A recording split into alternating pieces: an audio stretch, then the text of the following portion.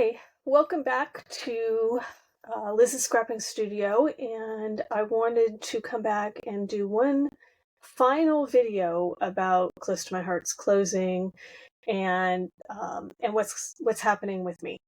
And the reason I felt like I should do this video is I felt like I should close the loop on the previous videos that I did, as well as the video from 6 weeks ago when I first announced that Close to My Heart was closing. At that time, I really thought I wasn't going to move to Stampin' Up. I really thought I was going to stay a hobbyist, and I would use up my stash, and maybe do affiliate links with a bunch of other companies.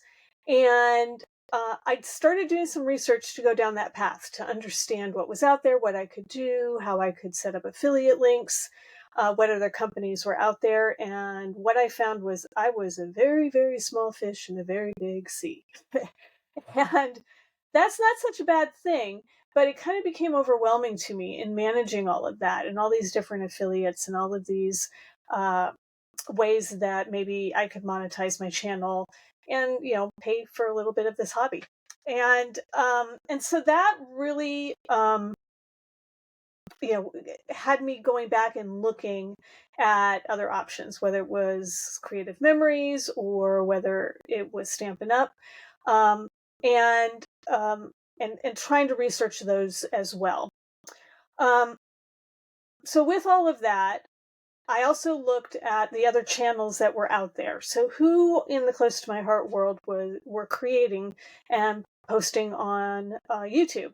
And there's quite a few of us, right? There's a lot of us, and there's a lot of really good makers out there posting Close to My Heart videos on all of the stuff that is recent. There's probably some videos even of older stuff, but for the most part, all the recent memory stuff, that's all out there. And I didn't feel like I was going to be adding any additional value by just making more videos about retired product. And I thought that there were plenty of other creative ideas out there that people could go to and search and find and use up their stash. So yeah, my creative point of view might not be out there, but how was I serving myself, or how was I serving my audience, you guys? And I just felt like maybe that wasn't the best use of my time when there were so many other great ideas out there.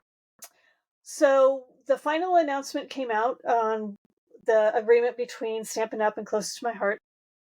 And the videos from the Stampin' Up! Team came out, and it was very obvious watching the videos, the excitement that all of the management team that we've interacted with has at this blending of companies, essentially. I wouldn't call it a merger because that's not what it is. It's a blending of companies.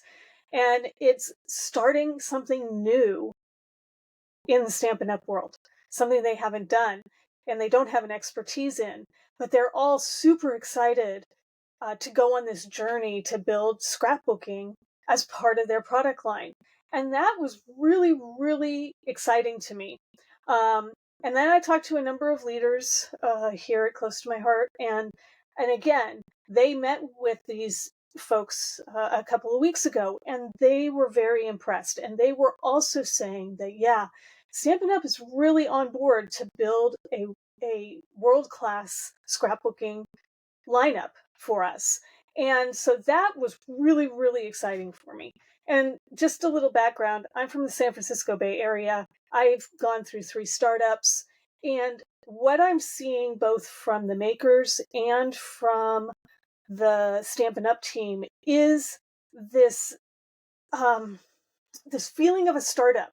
And like I said, I've been through 3 of them. I kind of know what a startup is, and being able to rally around this product line and being able to have a shared excitement about it and to drive to build something out there and having that shared purpose, like all of those things are happening with these conversations with Stampin' Up! And they have pulled people off of what they were working on, and they are putting all of their efforts into getting scrapbooking off the ground with Stampin' Up. And they want us to help them. They need us to help them, right? They don't have this expertise, and they really want to make this successful for all of us. And so that really, really kind of like, I, I, I can see myself helping. I can see myself here. I can see myself being, contributing to this effort that they have that I couldn't see just going out on my own. And so that really excites me as a person and as someone who's creative. But that's also where all of you come in. And that's where the other makers in the maker community moving over to Stampin' Up come in. Like I said, they don't have the skill set that we have as a community. They don't have that. And they need us so that they can build a fabulous product line in the scrapbooking world. And so that actually brings me to you, this community, and ask you the question, what do you want to see? What is it that is missing that's out there today? What are the themes that you would like for us to think about? What products do you want? What kits do you want? What don't you want? Equally as important, what don't you want to see? What events would you like for me to put on? What events would you like Stampin' Up to put on? What else? The sky's the limit, guys. The sky is the limit. Please tell me what it is that you would like. I will have access to the Stampin' Up teams either through an advisory board or through my upline, who will get these ideas to those Stampin' Up product teams. So if you leave me comments below, I will collect them. I will maybe ask additional questions about what you're looking for if I'm not clear what it is. And I will gather all of those and I will start figuring out who to give them to. Let's make this a endeavor that all of us can get behind and can create something new with Stampin' Up. Okay? Think outside of the box. And there are no bad ideas. So if you comment below, I'll get it. I will also on my my Facebook page put a poll up on my Facebook page as well, and the link to my Facebook page is down in the description if you want to click on that. So either way, and the poll can be anonymous if you don't want me to know who you are. So obviously, with all of that, I am moving over to Stampin' Up. I'm going to be taking a different approach than I talked about 6 weeks ago. I'm still going to be a small fish in a very big ocean of Stampin' Up, and that's fine. But the ability to develop this product line has me really energized and excited and wanting to create. And that's fun. And that's a really, really exciting place to be in. I will keep some of my I will keep some of my close to my heart products that speak to me. So some of this stuff that you see here, and in some other places, things that really either they're things that I already had plans to use or workshops that I was already creating or things like that. Some of this will stay. But I will be clearing out a bunch of stuff. I just need to make space to move on with Stampin' Up.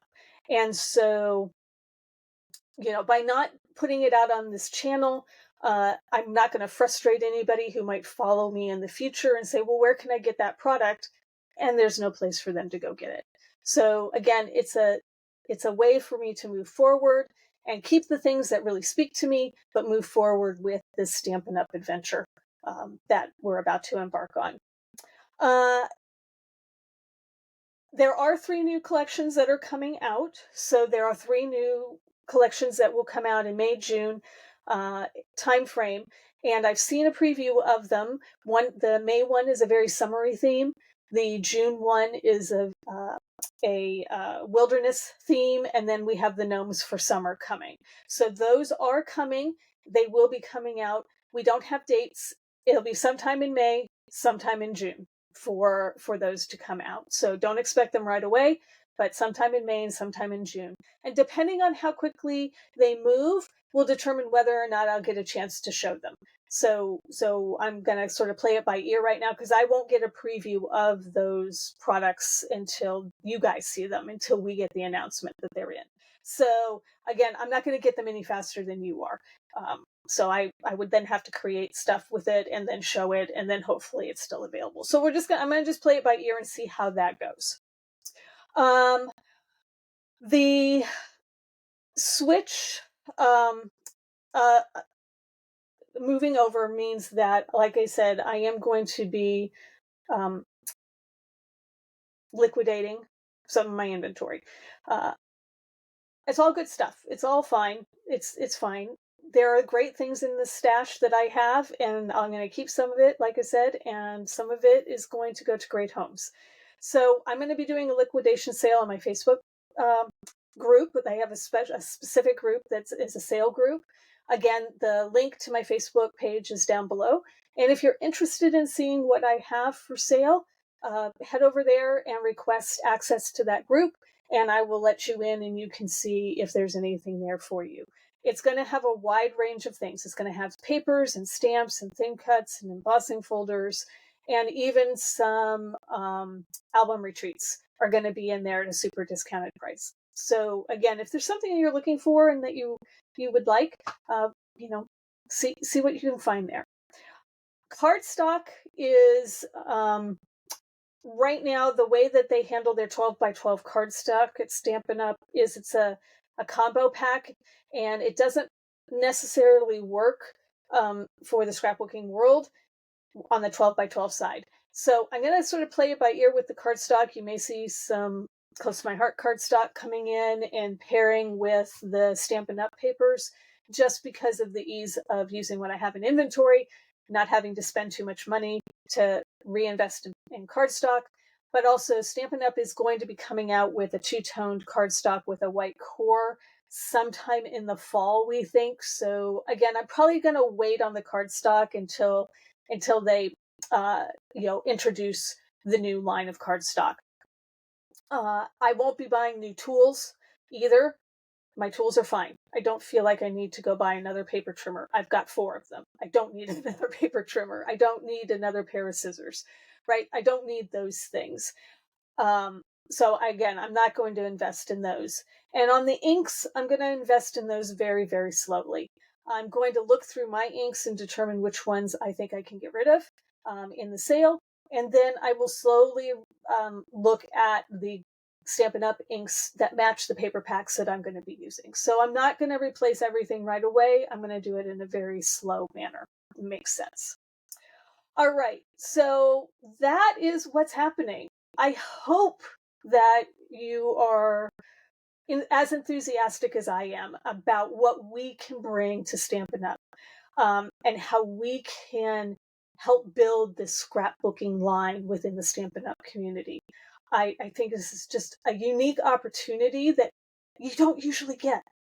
These are not things that we usually have access to. And so this is really exciting for me. And I am serious about wanting your input. I used to be a product manager. I know how important getting customer feedback is.